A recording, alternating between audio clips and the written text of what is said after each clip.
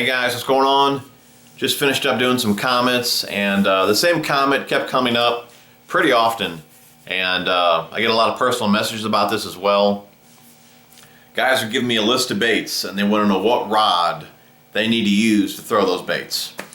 And I kind of touched on this a little bit in my video, the most versatile rod for bass fishing. Definitely check that video out if you haven't already. I don't want this video to be too repetitive of that video, so I'll kind of touch on that subject a little bit differently than I did in that video, but definitely watch them both and you should get a pretty good idea of what you can throw on each rod. But to start off, the first thing that I look for or look at is the weight of the lure, and that'll help me pick the rod right off the bat. And like I said in that other video, I feel each rod has a sweet spot. A medium heavy is what I use the most, and I kind of lean towards the lighter rods. They load easier. You can use a lighter weight to load them. A heavier rod, you're gonna need more weight to load the tip. I just feel I'm more accurate with the medium heavy. Like I said, it's less weight to load it. It just casts better, and medium heavy is what I'm most comfortable with. It's just what I use the most. Okay, on a medium heavy, 1/4 to 3/8 is what I like to throw the most. I feel that rod handles those weights really well. Even though it'll handle a 3/4, 3/8 is about the heaviest that I like to put on it. I don't like to overload the tip. I feel that a 3/8 loads it really well. It casts really accurate. The more weight you put on it, it may not be as accurate. So like I said, 1/4 to 3/8. If I throw a half, I step up to a heavy. If I throw a 3/16 and down, I step down to a medium to a medium light. That will never change unless three things. Alright, first is cover. So a good example, let's say I got a 3/8 ounce Texas rig rigged up on a medium heavy rod. Okay, that's what I would normally throw a 3/8 on, a medium heavy. And I'm just pitching around, stumps, maybe a weed edge, like a little weed line around the lake that we have. Stuff, just little stuff. Nothing, not like thick cover type stuff. Not like lily pads or anything like that. Okay, a medium heavy rod is just fine. Now if you get around those lily pads, brush piles, that's when you'd want to step it up to a heavy power. You need more power to turn that fish before you get you in something that you can't get out of, So you want that heavier power rod to turn that fish right away before it gets you wrapped up in the lily pads. A medium heavy may not have enough backbone to do that really fast. So if you still want to throw that 3/8, say you're just throwing in front of the lily pads, 3/8 is not going to be enough obviously to punch through them, unless you're just dabbing in different holes and all that. But if you're just like in front of the lily pads, you just want to pitch a 3/8, I would still go to a heavy just in case I were to get wrapped up in those pads. If you're in more open water, isolated stumps, things like that, medium heavy is just fine. So the only time I would up my power is cover. If I'm around, like I said, brush piles, lily pads, stuff like that, where I would need the power to turn the fish right away. Okay, second thing would be the gauge of wire. Say I'm still throwing a 3/8, but I step it up to a jig. That's the new jig Elite there, the Elite series, trocar hook, big beefy hook. I'm not going to want to use a medium heavy. I'm going to use a heavy to be able to drive that hook home, on hook set. So especially with the new jigs, with that cam head design, if you guys can see that, paint's pretty beat off this one. Dual weed guards. This jig is designed to rotate to vertical on the hook set. So, majority of the time you're going to hook them right in the top lip, but in the bone. So you really need to hammer them with these type of jigs, and you're going to want that backbone with a heavy. So even if I'm throwing the 3/8, I'm going to step it up to that heavy to make sure I get a good solid hook set, especially with those jigs.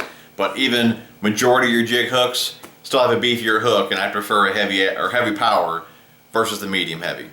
So that'd be the second thing that would make me up my power. The third would be big bass. If you're on a lake that's got big bass, you guys know from watching my videos, majority of the time I'm not around big bass. Most of the time I'm catching jokers, 2-3 pounders. I don't have huge bass in lakes that I fish. Once in a while I'll come across a 4 or 5 pounder, but it's not too often. It's not enough to make me want to use all heavy power rods. For the most part, medium heavy handles majority of what I do.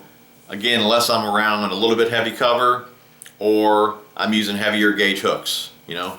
Like a round bend offset, your standard extra wide gap hooks, those are just fine with a medium heavy, you know. But when I step it up to that jig style type hook or a flipping hook, something like that, I'm going to step up a power to the heavy power. So, and like I said, big bass, which I usually don't have to worry about. So that is that's when I would change the power.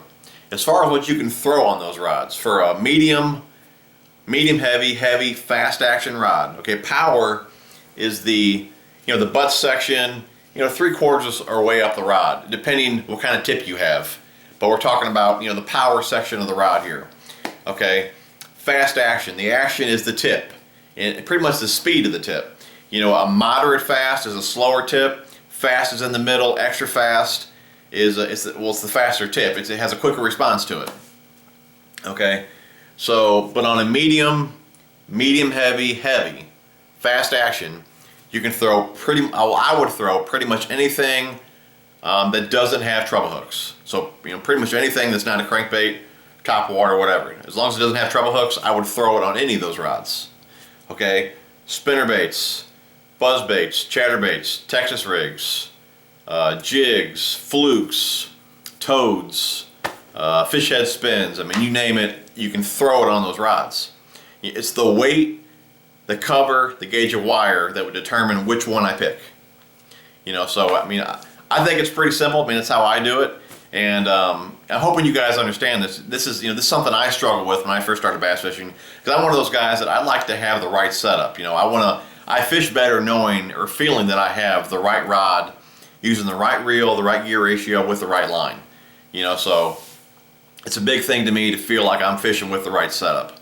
But like I said, you can throw anything that doesn't have treble hooks on any of those rods that has a fast action or even an extra fast. We'll get into that here in a second. But and let the weight determine which power you choose, and then again take into consideration the cover that you're fishing around, the gauge wire, and like I said, if you're around big bass. So it should be pretty simple for you guys. Quick example, say you're throwing a 3/16 ounce fish head spin. Well, 3/16, you're going to want to put that on a medium. If you're going to throw a 1/2 ounce jig, I put that on a heavy. 1/4 ounce Texas rig, I put that on a medium heavy. That's how I do it. I keep it pretty simple, I think, Okay, we'll go to extra fast. There's really only one situation that I like extra fast, and that's up close and personal fishing. If you're just pitching 15, 20, 25 feet away from you, I like that faster responsive tip.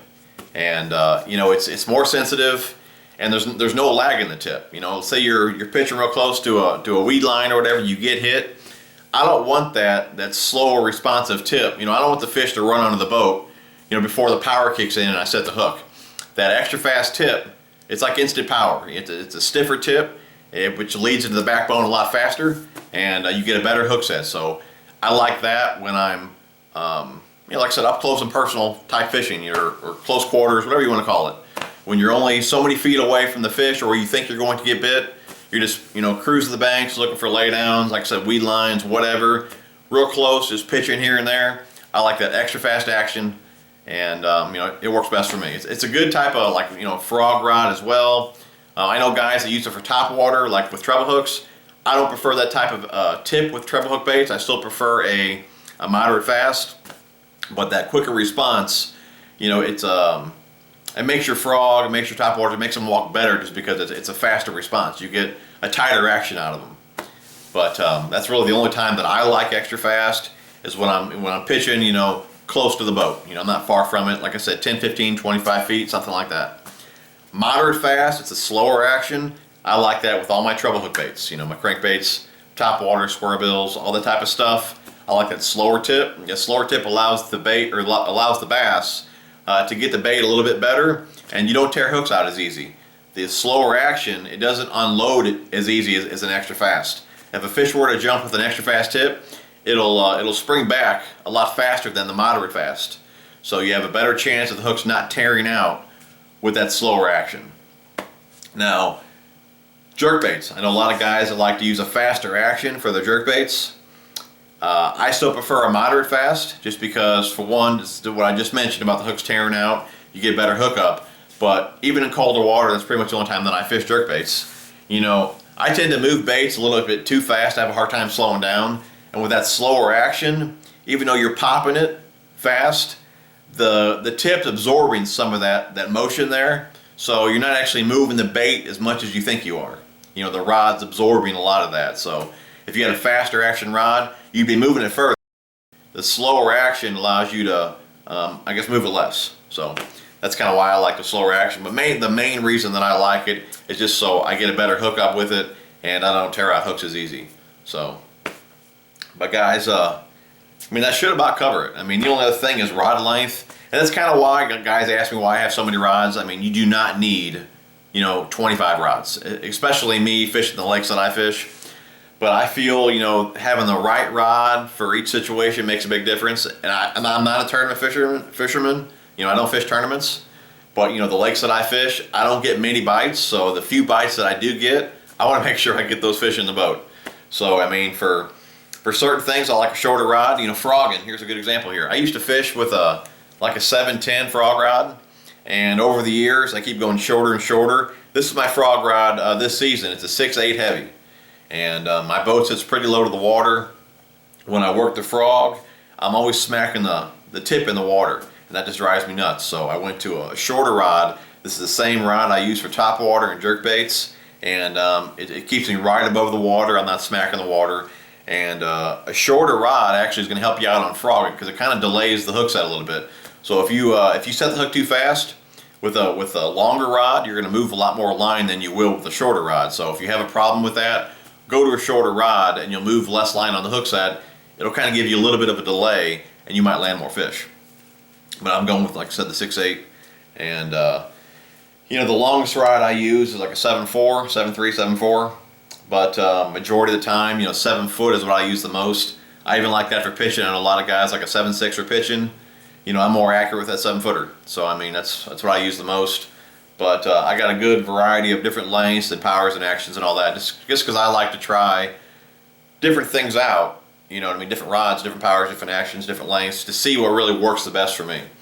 And with all the years I've been bass fishing, I believe I got it down to what I like the best. But again, I still experiment with a few different rods each season to see if there's something else that would work better for me in a different situation. So, you know, I probably overthink a lot of things. I know my dad tells me that I kind of take the fun out of fishing because I think about it too much. You know, if all this doesn't make sense to you guys, you know what, just go grab a rod, spool up a reel, tie on a jig or whatever, and go fishing.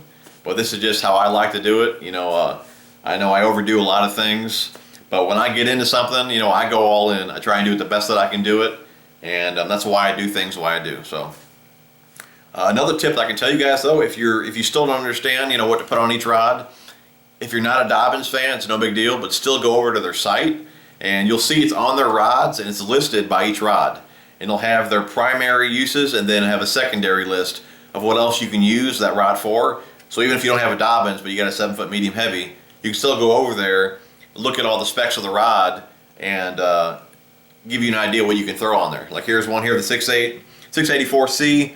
It's a 6-foot, 8-inch heavy power, fast action. You can use this for worms, jigs, Carolina rigs, spinnerbaits, horny toads, and like I said, I'm using this for frogs, probably some spinnerbaits. But you know, it's a good all-around rod as well. But I got the 683 coming. I'm using that for flukes. But you know, I tried using a 7'3" for flukes before. Again, I like the shorter rod. Just something I experiment with all the time.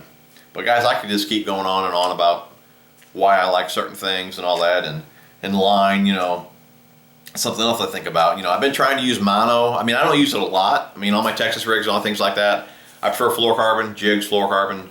If I'm around wood, definitely fluorocarbon. If I'm around grass, I kind of like braid on some things.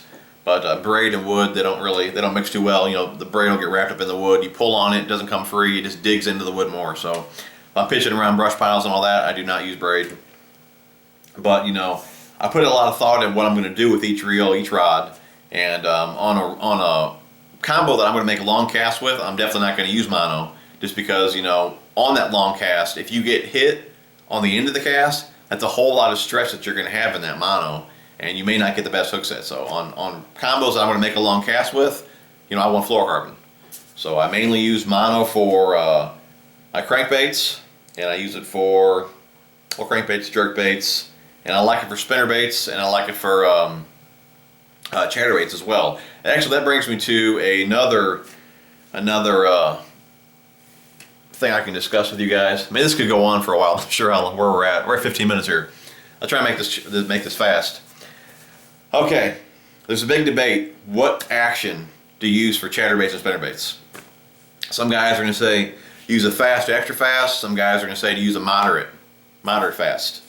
Okay, I started out with an extra fast, and I like the extra fast just because, like I said, it's a faster response. When I pop the rod, you know, when I'm using a spinnerbait, you know, I know those blades are flaring, the skirt's flaring. It's instant. You know, it's a faster response tip. Okay, some guys like to use a slower tip, which would be a moderate fast, because it's a moving bait. You're already moving the bait. It gives the fish, again, kind of same deal like with the crankbait. It gives them an extra second to grab the bait. You don't need much power on the tip for a hook set because you have the momentum of you reeling the bait. When they hit it, just kind of lean into them.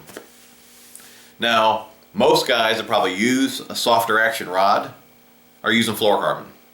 You know, I prefer mono, like I said, for spinnerbaits and chatterbaits, and I like a fast action. And I kind of feel it's the same type deal. You know, whether you have a softer action rod with fluorocarbon, which has less stretch, or you have a faster action rod with mono, which has more stretch. You know, I feel better fishing with mono with those baits. I feel like I'm more accurate casting with mono on those baits. And those are baits that, or especially spinnerbaits, that I fish a lot.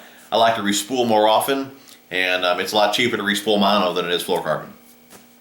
I kind of feel the same about a glass rod and a graphite rod. Again, I think the line makes a big difference. You know, a glass rod is more limber than a graphite. They both have softer action to them, but the glass is still more limber. But most guys cranking are using fluorocarbon majority of the time. And you know, fluorocarbon has less stretch, so if you're using a rod that's more limber, it's the same to me with using a rod that is not as limber, but you're using a line that has more stretch.